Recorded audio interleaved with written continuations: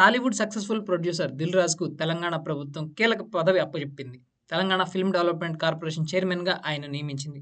ఈ మేరకు ప్రభుత్వ ప్రధాన కార్యదర్శి శాంతకుమారి ఉత్తర్వులు జారీ చేశారు. ఈ పదవిలో దిల్ రాజు 2 ఏళ్ల పాటు కొనసాగనున్నారు. దిల్ రాజు అసలు పేరు వెంకటరమణారెడ్డి. 1990లో పెళ్లిపందిరి సినిమాతో డిస్ట్రిబ్యూటర్‌గా కెరియర్ ప్రారంభించిన ఆయన ఇండస్ట్రీలో అగ్ర నిర్మాతగా కొనసాగుతున్నారు. శ్రీ వెంకటేశ్వర క్రియేషన్స్ బ్యానర్‌పై సినిమాలు నిర్మిస్తున్నారు.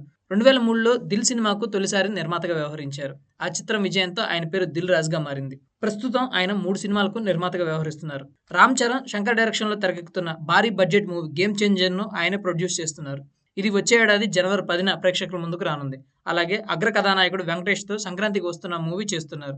అనిల్ రావిపూడి డైరెక్షన్‌లో వస్తున్న ఈ మూవీ జనవరి 14న రిలీజ్ కానుంది. దీంతో పాటు వేణు శ్రీరామ్ డైరెక్షన్‌లో రానున్న తమ్ముడు సినిమాకు కూడా ఈయనే ప్రొడ్యూసర్‌గా వ్యవహరిస్తున్నారు. Telangana film development corporation chairman పదవికి గట్టిగానే పోటీ జరిగింది.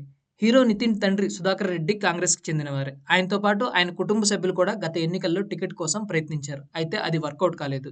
ఈ నేపథ్యంలోనే Telangana film development corporation chairman పదవికి సుధాకర్ రెడ్డి గట్టిగా ప్రయత్నించారనే వార్తలు వినిపించాయి. ఎందుకంటే కాంగ్రెస్‌తో ఆయనకున్న సత్సంబంధాల కారణంగా ఈ పదవిని ఆయనకే ఇస్తారని అంతా భావించారు. కానీ చివరి నిమిషంలో దిల్ రాజును ఈ పదవి వరించింది.